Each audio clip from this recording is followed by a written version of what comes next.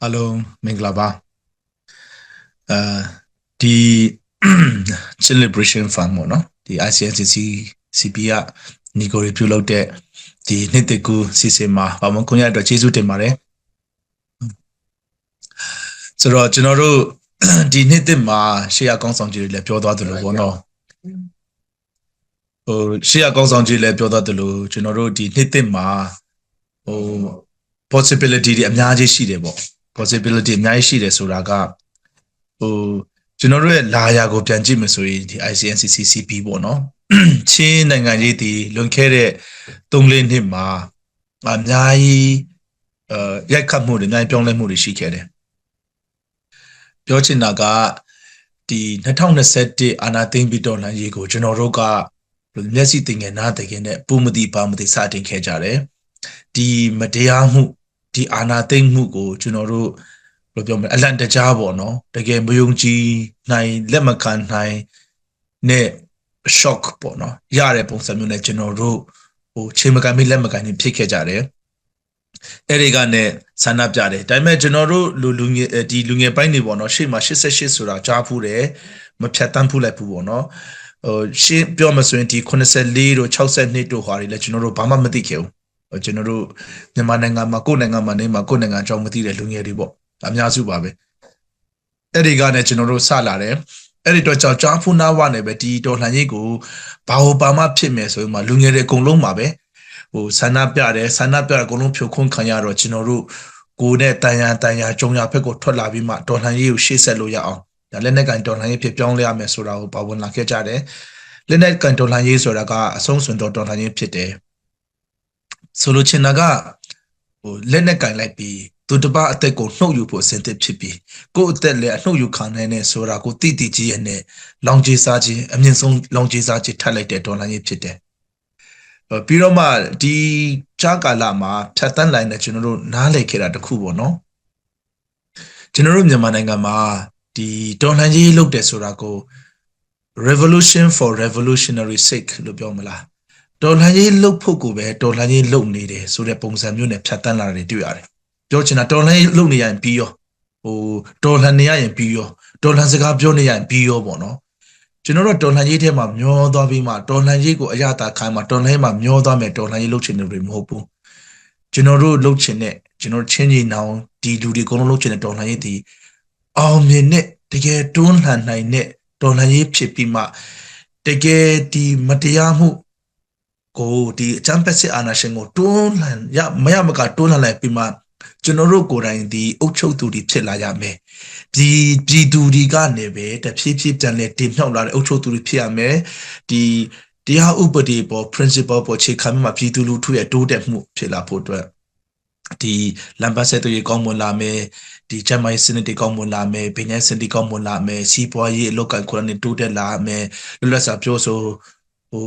ဖော်ထုတ်ရေးသားခွင့်ပြောဆိုခွင့်စသဖြင့်ပေါ့နော်ဒီလိုမျိုးပေါ့ကျွန်တော် political ideology အတွက်ဒေါ်လာနဲ့ဆိုတာထက်ဟိုဆင်းရဲနေတဲ့ပြည်သူလူထုအောက်ကျနောက်ကျဖြစ်နေပြည်သူလူထုအိမ်တောင်တစ်ခုချင်းစီဘဝတိုးတက်မြင့်တင်လာဖို့အတွက်ဒေါ်လာလောက်ကြတာဖြစ်တယ်ဒေါ်လာရေးစကားတွေပြောဖို့နိုင်ငံရေး theory တွေဟောပြောဖို့ပေါ့နော်ပြီးတော့မှကျွန်တော်တို့ဒေါ်လာရေးမှာဟိုလက်ဖက်ရည်ဆိုင်ဝိုင်းမှာထိုင်ပြီးမှအာပေါင်အာရင်တန်ဒေါ်လာရေး theory တွေညင်းနေတာမျိုးလိုင်းပေါ်မှာဒေါ်လာရေး theory တွေရေးနေတာမျိုးဆိုတာလောက်နေပေါ့နော်ဒါမှမဟုတ်လေဒီဒေါ်လာနဲ့ပတ်သက်တဲ့ workshop တွေပေးတာမျိုးလောက်နေတင်ကိုဒေါ်လာရေးလုပ်တယ်လို့ခန်းစားနေတဲ့လူတွေယုံကြည်နေတဲ့လူတွေပေါ့နော်ဒီအမြင်မျိုးတွေကဆိုကျွန်တော်လုံးဝပြောင်းလဲပြတဲ့ဒေါ်လာရေးမျိုးဖြစ်တယ်ကျွန်တော်တို့ဒေါ်လာရေးကိုစနစ်တကျလုပ်ရမယ်ခိုင်မာလုပ်ရမယ်အောင်မြင်အောင်လုပ်ရမယ်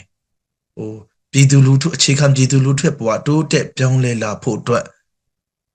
အကောင့်ထဲပေါ်ဆောင်ရွက်နိုင်တဲ့ပြည်သူလူထုယုံကြည်မှုနဲ့အတူပြည်သူလူထုဘဝတိုးတက်ပြောင်းလဲလာတဲ့ဒေါ်လာရေးမျိုးလုပ်ရမယ်ပေါ့နော်ဒေါ်လာရေးမှဒီ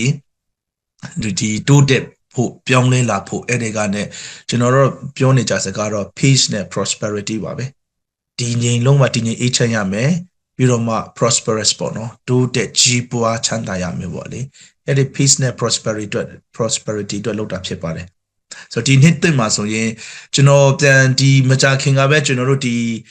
ကျွန်တော်ရဲ့ personal တွေ့ကြုံရဆိုဒီနှစ်ခရီးစဉ်တွေများခဲ့တယ်ကျွန်တော်တို့ပို့ချုပ်ကုံပေါ်နဲ့တွားတွေ့ခဲ့တယ်ဒီ ကချင်ခီးစဉ်ရှိတယ်အဲ့ဒီမှာသမရိုက်တူပါလဲရှိလာတို့ဆရာဒေါက်တာဆော်ဝေဆိုးတို့ဦးကြီးမွန်းတို့ပေါ့နော်ကိုဂျော်နီတို့နဲ့တွေ့ခဲ့တာရှိတယ်ပြီးတော့မှတိတ်မကြခင်မှာပဲကျွန်တော်ရခိုင်ခီးစဉ်ပြန်သွားခဲ့တယ်အဲ့ဒီမှာလဲပိုချိုထုံးညနိုင်တို့ပေါ့နော်စသဖြင့်ဒီ ULAA အကောင်းဆောင်ကြီးပိုင်းနဲ့အကုန်လုံးစုံလင်နဲ့ဟိုအချိန်တော်ကြာတွေ့ဆုံခဲ့ကြတယ်မကြသေးခင်ပဲကျွန်တော်ဒီအိန္ဒိယခီးစဉ်တစ်ခုပြန်ရှိခဲ့တယ်ပေါ့နော်ဆိုတော့ခီးသွားတာများခဲ့တဲ့နေ့ဖြစ်တယ်ဟို2023မှာပေါ့နော်စတယ်ဒါပေမဲ့2024တခုလုံးဒီကျွန်တော်စင်ကြီးအရှိန်နှစ်တင်ခဲ့တာဖြစ်တယ်ဒီ CP ပေါ့နော် ICNCCCP ဒီစင်ကြီးတွေမအောင်မြင်မှုတွေအများကြီးရပါတယ်ဒီကနေမှ2025ဒီကျွန်တော်တို့စင်ကြီးအရှိန်နည်းနည်း short ချပြီးတာနဲ့ဒီတန်တမန်ရေးရာနိုင်ငံရေးရာမှာတောက်လျှောက်အရှိန်နှင်းခဲ့တဲ့ကာလတို့ရဲ့ဒီစီကြီးနိုင်ငံကြီးအရာတန်တမန်ရေးရာတိုးတက်မှုတွေလည်းအများကြီးရှိလာတယ်ဆိုတော့ရှေ့ဆက်ပြီးမှကျွန်တော်တို့ဒီချင်းတပြည်နယ်လုံးစာဟိုနောက်ဆုံးတနိုင်ငံလုံးစာညှော်တွေးရမယ်ကြည့်ရမယ်ကာလဖြစ်တယ်ဒီနှစ်သစ်မှာကြည့်မယ်ဆိုရင်လည်းဟိုကျွန်တော်လက်တွေ့မှာတချို့တော့အားရဆန်လေးတွေတွေ့ရတာရှိတယ်ပြောချင်တာကNUG PDF ဒီနေ့နဲ့ဆိုရင်ဒီစင်ဖြူကျွန်းတို့စလေတို့နော်မင်းလှတို့ပြီးတော့ကတာဖက်ပြီးတော့တခြားဖက်မှာသူတို့ရဲ့ထိုးစစ်တွေဒီပဲခူးတိုင်းဖက်မှာမကွေးတိုင်းဖက်မှာစကိုင်းတိုင်းဖက်မှာပေါ့နော်ထိုးစစ်တွေဒီအရှိန်ရလာတာတွေတွေ့ရတယ်အစာပြိုးလာတယ်အရှိန်ရလာတယ်ဟိုဒီစိတ်ကောင်စီရဲ့ထိုးစစ်တွေအကုန်လုံးတန်းတူရှင်းထန်နေတယ်စစ်ကောင်စီအရင်ကထက်ပိုပြီးမှစခန်းနေကိစ္စစခန်းတွေကိုတင်လာနိုင်တယ်ထိုးစစ်ဆင်လာနိုင်တယ်ပေါ့နော်ဒီအရှိန်တွေကိုကျွန်တော်တို့ကျွေးကူးရပါပေါ့နော်မကြသေးခင်လည်းအားလုံးသိပါပါဒီ SRA ပေါ့နော်ဒီ Spring Revolutionary Alliance ပေါ့ကျွန်တော်တို့နွေဦးတော်လှန်မဟာမိတ်တပ်ပေါင်းစုကိုဖွဲ့ထားတယ်အဲ့ဒါဒီတကယ်ပြောချင်တာကကျွန်တော်တို့ရဲ့ဒီတော်လှန်ရေးရန်ရာကြီးပေါ့နော်တော်လှန်ရေး machinery ကြီးတစ်ခုလုံးအကုန်လုံးစလဲပတ်ဖို့အတွက်ဒီခွေးသွားစိတ်လေးတစ်ခုချိတ်ဆက်မိလာပြီလဲပတ်လာပြီပေါ့နော်ဆက်ပြီးမှပိုချိတ်ဆက်လာအောင်ပိုလဲပတ်လာအောင်ကျွန်တော်တို့စူးစမ်းမှာဖြစ်တယ်အဲ့လိုဝိုင်းဝန်းစူးစမ်းနေကြတယ်ပေါ့နော်ဆိုတော့ကျွန်တော်တို့ဒီအောင်မြင်တဲ့ချိန်မှာရင်းတော့ကကျွန်တော်2023ကျွန်တော်တို့ဒီChilean Council pre-plenary meeting မှာကျွန်တော်တို့တွေ့တော့ကဆိုရင်ပြန်မှတ်မိတယ်ဒီ September 7 8 9မှာပေါ့နောက်ဆုံးနေ့မှာကျွန်တော်တို့ကဲ WC လေးလုံးဖွဲ့ကြမယ်ဆိုတော့ဒီ constitution ကိုကျွန်တော်တို့မယုံကြည်ဘူးဒီ constitution ကိုအများကြီးဆက်ဆွေးနွေးချင်သေးတယ်ဒီဟာကြီးကိုဒီလိုကြီးဝေယုံသုံးကားပေါ့နော်တက်သုံးရကျွန်တော်တို့အထီးမပြုတ်လဲအောင်နဲ့ဆိုပြီးမှဆက်ဆွေးနွေးချင်တာကိုဒါနောက်မှအဲ့လိုဖြစ်မယ်ပါညာတရွတ်တိုက်ဆွဲပြီးမှပေါ့နော်ဖြစ်တဲ့အတွက်ကြောင့်နောက်ဆုံးနေ့မှာကျွန်တော်တို့ဒီအဲ့ဒီ pre-plenary meeting ကိုတက်ရောက်တယ်လို့16ဖွဲ့ရှိတယ်ဒီ16ဖွဲ့ထဲမှာ WC လေးလုံးနဲ့အကုန်လုံးသွားမယ်ဆိုတော့ကျတော့15ဖွဲ့အကုန်လုံးပါတယ်ပေါ့နော်ဒီကျွန်တော်တို့တစ်ဖွဲ့ထဲကကျတော့ဒါမဖြစ်သင့်ဘူးလို့ကျွန်တော်တို့ယုံကြည်တယ်ဒါမဖြစ်သင့်ဘူးလို့လက်ခံတယ်ဆိုတဲ့အတွက်ကြောင့်ကျွန်တော်တို့ပါဖို့အဆင်မပြေသေးဘူးဆိုတော့ဒီ conference တစ်ခုလုံးမှာရှိတဲ့ချင်းပြည်နယ်လုံးမှာရှိတဲ့ပေါ့နော်အဲ့တိုင်းအဲ့တော့ကတော့15ဖွဲ့ပေါ့နော်ဟို CNO တို့ဒီ ZFU တို့ကကျတော့ဘယ်လိုပြောမလဲအစာကလေးကဒါကမဖြစ်သင့်ဘူးပေါ့နော်မစုံလင်မှုဒီလိုမျိုးကကွဲပြဲစီမဲ့အကြောင်းအရာဆိုပြီးမှဖိတ်ကြားခံတော့လေတို့မတက်ရောက်ဘူးပေါ့ကျွန်တော်တို့တော့တက်ရောက်ပါတယ်တက်ရောက်တော့ညလည်းပဲနောက်ဆုံးနေ့မှာဒီ15ဖွဲ့လုံးကကျွန်တော်တစ်ဖွဲ့ထဲကိုပဲဝိုင်းဝန်းမှ pressure ပေးကြတာပေါ့ဝိုင်းကြတာပေါ့နော်ဟိုအဲ့ဒီမှာကျွန်တော်တို့အဖတ်ရမိပါတယ်တစ်ဖွဲ့ရမိတယ်နောက်ဆုံးကျတော့ချင်းတပြည်နယ်လုံးကဒီ16ဖွဲ့ထဲမှာ15ဖွဲ့အကုန်လုံးကစုံနေကြပြီစူးစီးနေကြပြီမင်းတက်ကဘာဖြစ်ချင်တာလဲမင်းတက်ကဘာလုပ်မှာလဲဆိုတာမျိုးနဲ့အလိုတော်လှန်ဖွဲ့တစ်ဖွဲ့မေးပါတယ်ဆိုတော့အဲ့တော့ငါကိုချွန်ဖေးထားပြီးမှကျွန်တော်တို့တော်လှန်ရေးလုပ်မှာလို့ကျွန်တော်တို့တော်လှန်ရေးလုပ်မှာတော်လှန်ရေးဆက်လုပ်မှာတော်လှန်ရေးလုပ်မှာဘာဆုံးမှမလဲဆိုတော်လှန်ရေးလုပ်မှာလို့ဆိုပြီးမှထားပြီးပြန်ဖြေတာပေါ့နော်ဆိုတော့အဲ့ဒီကနေပဲကျွန်တော်တို့ဟိုဘယ်လိုပြောမလဲစလာတယ်ပေါ့နော် ICNCC ကလည်းပဲတော်တော်လေးရိုက်နေသွားတယ်ဒါပေမဲ့လည်းအဲ့ဒီကနေမှကျွန်တော်တို့ဒီ CNO တို့ ZFU တို့နဲ့ဒီ Mintet တို့စူးစီးပြီးမှတကယ်ငါတို့တွေပဲချန်တော့တယ်ငါတို့တွေပဲရှိတော့ပဲငါတို့တွေကပဲချင်းနိုင်ငံရေးဥဆောင်ရမယ်ဆက်သွားရမယ်ဒီတရားမျှတမှုအတွက်ဖန်တရားအတွက်ဆိုပြီးမှကျွန်တော်တို့ချင်း brotherhood ဖြစ်လာတယ်ပေါ့နော်အဲ့ဒီကနေမှတစ်ဖွဲ့ပါဝင်လာတယ်ပူပေါင်းလာတယ်မြို့တွေသိမ်းလာနိုင်တယ်တလနှစ်လဆိုရင်ပျောက်သွားမယ်အဖွဲနှစ်လသုံးလလောက်ဆိုရေဟိုဘာဖွဲ့ညာဖွဲ့အရွယ်တိုက်တဲ့ဖွဲ့စိတ်ကောက်တဲ့ဖွဲ့ဆိုတာမျိုးနေမြို့ဝေးဖန်ခန်းတဲ့ကြားတွေကပေါ့နော်ဒီနှစ်ကုန်ပိုင်းမှာဆိုရင်ကျွန်တော်တို့ ICNCC လည်းအောင်မြင်နဲ့ဟို charter ကိုလည်းအတည်ပြုနိုင်တယ်ဖွဲ့စည်းကိုလည်း reform လုပ်နိုင်တယ် ကျွန်တော်တို့ဒီချင်းချင်းတောင်ဆိုလည်းပဲအရင်ကထက်ပိုပြီးစူးစီးလာတယ်ဒီ SRA လိုမျိုးမှာပုံပုံပါဝင်လာနိုင်တယ်ပေါ့နော်ဆိုတော့တနင်္ဂနွေလုံးအတိုင်းအတာနဲ့ချင်းပြည်ပြင်ပအထိပါကျွန်တော်တို့တော်လှန်ရေးတွေလောက်ကြဖို့ဟိုရည်စူးလာနိုင်တယ်စူးစီးလာနိုင်တယ်ပေါ့နော်အဲ့ဒီကနေနောက်တစ်ဆင့်ပေါ့လေကျွန်တော်တို့ဒီ2026အဖွင့်ကတော့လှတယ်လို့ပြောရပါမယ်တချို့ဒီတနင်္ဂနွေလုံးတိုင်းတာနေကောကျွန်တော်တို့ဒီချင်းပြည်တိုင်းတာနေကောပေါ့နော်ရှေ့ဆက်ပြီးမှလည်းပဲညီကိုချင်းချင်းစူးစီးညီညွတ်ဖို့အတွက်ဆက်ပြီးမှသွားမယ်ဒီစိတ်ကောင်စီကိုဒီထက်ပိုမှထိရောက်အောင်တော်လှန်နိုင်ဖို့အတွက်ကျွန်တော်တို့မှာအခွင့်အလမ်းတွေအများကြီးရှိလာတယ်လို့ကျွန်တော်တို့မြင်တယ်ယုံကြည်တယ်ဒီ NUG PDF တွေနဲ့လက်တွေ့ရမယ် SRA ဖွဲ့တွေနဲ့ပဲဆက်ပြီးလက်တွေ့ရမယ်တစ်ဆက်တည်းမှာလည်းပဲကျွန်တော်တို့ဒီ ICNCC CPD ဒီစီးရင်နိုင်ငံကြီးတာမကပဲနဲ့တချို့နဲ့မှာနေဆက်ကြော်ဖြတ် trade ဒီပေါ့နော်ကုန်သွယ်ရေးလုပ်ငန်းတွေအတွက်တော်၎င်းပြီးတော့မှပညာရေးကျန်းမာရေးအတွက်တော်၎င်းဒီတန်တမာရေးရဖက်မှာတိုးမြင့်ဆောင်ရွက်လာဖို့ပေါ့နော်ကျွန်တော်တို့ဒေတာခံပြည်သူလူထုတွေရဲ့ဒီစာဝတ်နေရေးလမ်းပန်းဆက်သွယ်ရေးအလုပ်ငန်းကန်ကနေခုနနေတာလာဖို့အတွက်ကျွန်တော်တို့တမိုင်းကပေးတဲ့ဒါဝင်မဲ့ပြောဒီခေတ်ဒီအချိန်မှာဒီအလုပ်တွေလုပ်ရတဲ့အတွက်ကြောင့်ဒီဒါဝင်တွေကိုခြေပြုံးအောင်လှုပ်ဆောင်ကြဖို့စေအားထက်သန်မှုပြေဝရှိကြတယ်ကိုယုံကြည်မှုပြေဝရှိကြတယ်တကယ်ကိုပဲပြည်သူလူထုရဲ့အကျိုးစီးပွားကိုရှေ့ရှုတဲ့အကျင့်ပြတ်ချစားမှုကင်းစင်တဲ့တကယ်ဘယ်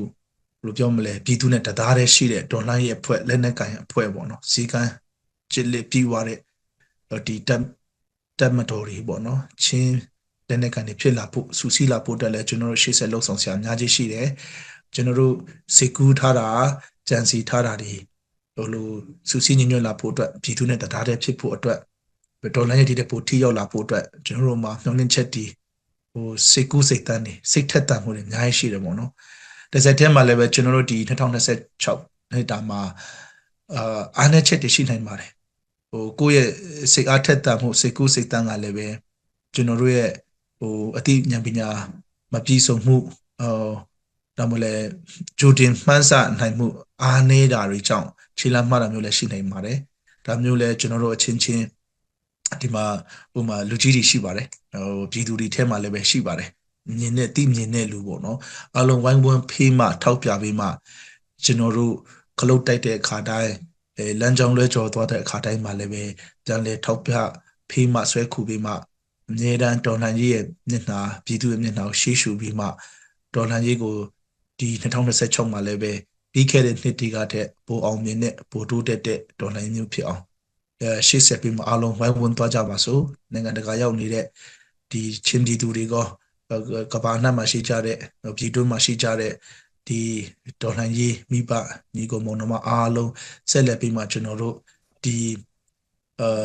ခေတ်ဘုံကိုထမ်းပြီးမှခေတ်လန်းကိုရှောက်ကြဖို့ပေါ့နော်တမိုင်းကပေးလိုက်တဲ့ခေတ်ကပကုံးပေါ်တင်ပေးလိုက်တဲ့ဒါဘုံကိုကျွန်တော်တို့အကောင်းဆုံးခြေပြုံလုပ်ကြမယ်ကျွန်တော်တို့